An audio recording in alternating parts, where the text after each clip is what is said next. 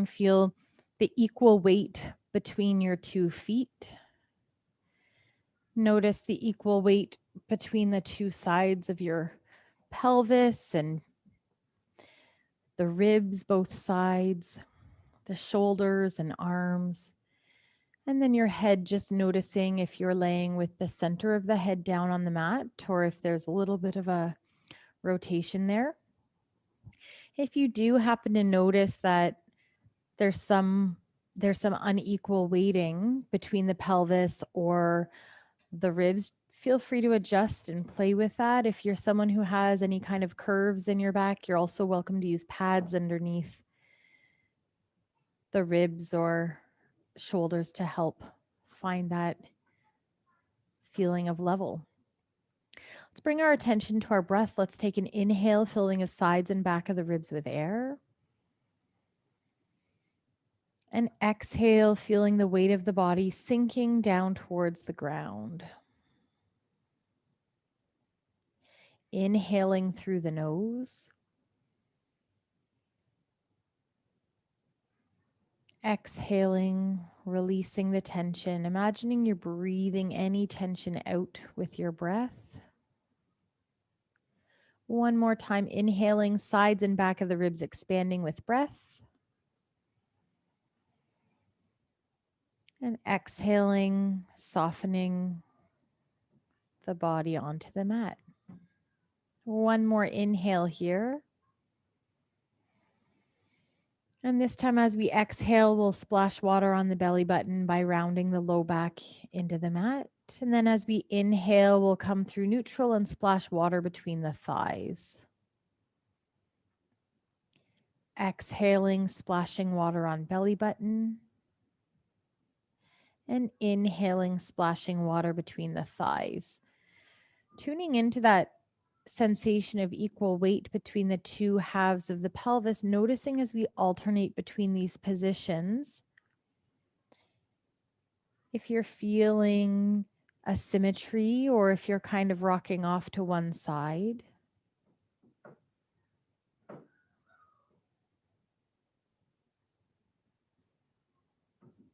Good. Reminding the shoulders and neck that they can soften. Let's do one more in each direction. And when you finish that set, no rush, you'll come through neutral. If you have something under your head, we'll just slide it out and we'll bring our arms down to our sides again. And this time on the exhale, we'll start to splash water on belly button and then press into the feet as we peel the vertebra up one at a time. Weight is on feet and shoulder girdle. And then we'll soften the breastbone, rolling back down. Let's add our arms in here. Peeling up, arms float up and overhead. Feel the sit bones reaching towards the back of the knee and invite the front ribs to soften. And then as we lower, we're going to angel arms around, bringing the arms back down to the thigh. Breathing as we go. Again, tuning into that sensation of equal weight between the 2 sides of the body. Notice with the feet if you're pressing equally into the ground. And notice with the spine as you roll up and down, can you feel the 2 sides of the body lifting or coming down to the mat at the same time?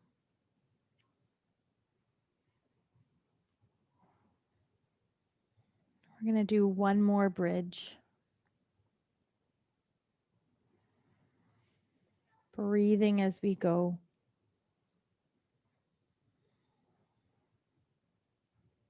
If you want something back under your head, feel free to grab it. And then we'll go into our seesaw. We'll imagine the right hip sinking down towards the mat as the left hip floats up. You can picture that helium balloon lifting that left hip.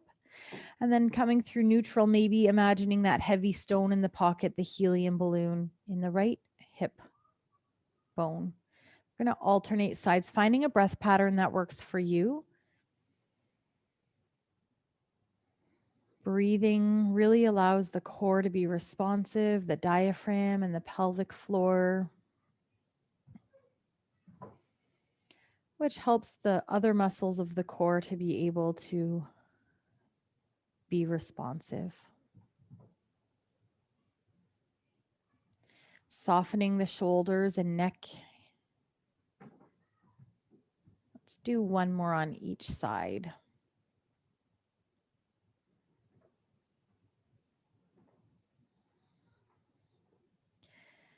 We'll come back through center. Let's bring feet and knees together. We'll open the arms to a low V. And we're just going to continue with that spiral. So we were just spiraling or rotating through the pelvis and low back. So now we'll let the knees sway to the left, head can turn to the right. Notice that we're getting that rotation through the low back and also a rotation through the upper back in the opposite direction. Shoulder blades are heavy, and then feeling the stone pulling the pelvis back to the mat. Knees sway right, head turns left. Inhaling into the side body. And then feeling the pelvis draw back to the mat. Let's continue alternating sides. Breathing as we go and reminding the ribs that they can soften. So not using a muscular force to force the ribs down or together, but just feeling gravity, allowing them to sink down towards the mat, even when we're in a rotation position. The next time that your knees sway towards your screen, we'll take a pause. And then we'll take the arm that's away from the screen. We'll feel the hip bones gently buckle in together like there's a seatbelt. And then we'll lift that back arm. We'll bring it forward so that we're on our side facing the screen. If you'd like, you can either have your hand up with your arm resting on your hand, or you're welcome to use a pillow or a blanket under the head for support. Let's take our top leg and we're going to place a TheraBand around that top foot. Bottom leg can stay bent. And then the top arm is holding onto the TheraBand. We're going to lower that top leg to the floor and tuck the TheraBand under the knee that's on the ground. And we'll bring this leg up to hip height so that we are in our neutral hip position. We're going to feel how the TheraBand, that tension is sucking the thigh bone into the hip socket. Hips are stacked and belly buttons pointing forward. We're going to bend this top knee. And then we'll straighten the leg, pushing through the foot, getting into that same position, neutral position with that opening through the front of the hip. We'll bend the knee again, working to keep the leg at this hip height as we're moving between these two positions. And you may notice the TheraBand can assist with that. If you're someone who has bending in, whose hips get a little bit wiggly like me, you might find that there's less wiggling with the resistance band. It's giving us some good feedback into the joint. Bend the knee one more time so that our body can tell where those bony parts are in space. We're going to come out straight, pausing here. Let's notice our ribs are in line with our front hip bones. And we're going to lift the leg up a little bit, and then we're going to resist lowering down. I'm going to pick up the pace a little bit. Lift and lower. Breathing as we go. Noticing if there's a tendency for that leg to drift forward in space, just wanting to keep this neutral position where we're opening through the front of the hip slightly. One more. I've lost count, like always. Let's pause here. We're going to go forward and back. Doesn't have to be a huge movement. So flexing through the hip and then extending through the hip. Flexing. And you can go at a pace that's working for you. For me, I find I need to go a little bit slower here to keep my leg moving at the same height so I'm not dipping and lifting up and down at the same time. Breathing, noticing that sensation of all those hip stabilizers helping us here. Okay, one more forward and back. And then from here, we'll come to our neutral. We'll bend the knee in. Oh boy, I was needing that. And then we'll press the leg out. And we'll bend the knee in. Pressing the leg out. We're going to do 2 more bends and presses. Feel free to take a pause whenever you need it. And you can rejoin in. Oh boy, When you are ready, coming out, let's pause here. We're going to do 4 little circles with the heel forward. And 3, oh boy, and 2, my hips and 1 are really telling me backwards that they can feel this work as we go back, trying to get, that full range so we come flex and extended with the thigh bone. Holy doodle. Okay, let's bend the leg, bring that in. If you're like me, just take a second, take a breath, maybe smack out that hip. That was hard work. Good work. Let's keep that TheraBand with us. We're going to take our top arm and we're going to open it back into actually, first let's stack our legs. And then we'll open that arm back so we come back through our knee sway position. Feel the shoulder blades heavy. The knees can lift slightly to allow that to happen. And then using the core, let's bring the pelvis back to center. We're going to go in the other direction. Knees sway away from the screen. And then take that top arm and you're going to lift it up and bring it over, feeling that the hip bones have buckled in like a seatbelt to help create that support. And then once we're here, my back is to you now, but we're going to place the top leg into the TheraBand. And the top arm is holding onto the band as well. And then we're going to tuck that band under the bottom leg. And we're going to bring that top leg about hip height. I don't have my video anymore to help guide my position. From here, we're going to bend the knee in and we're going to press the leg out, trying to find that neutral position, bending the knee.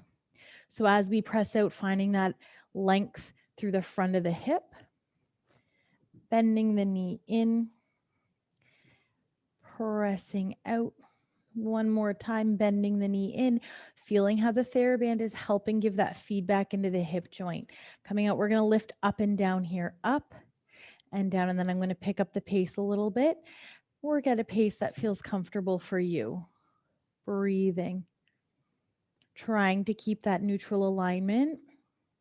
Noticing if the leg wants to drift forward in space slightly.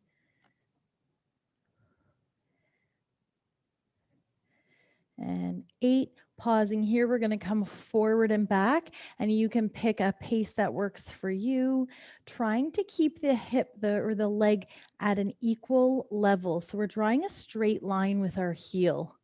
No wiggles or bobs, although you might notice that. There are some because you're human, but we're just going to notice what we can do here. One more forward and back. Ooh, boy, we're going to come through center. We're going to bend the knee in. Oh, feeling for that length through the hip and then pressing back out. Bending in. Using your breath in a way that works for you. Bending in and press. One more time, bending in.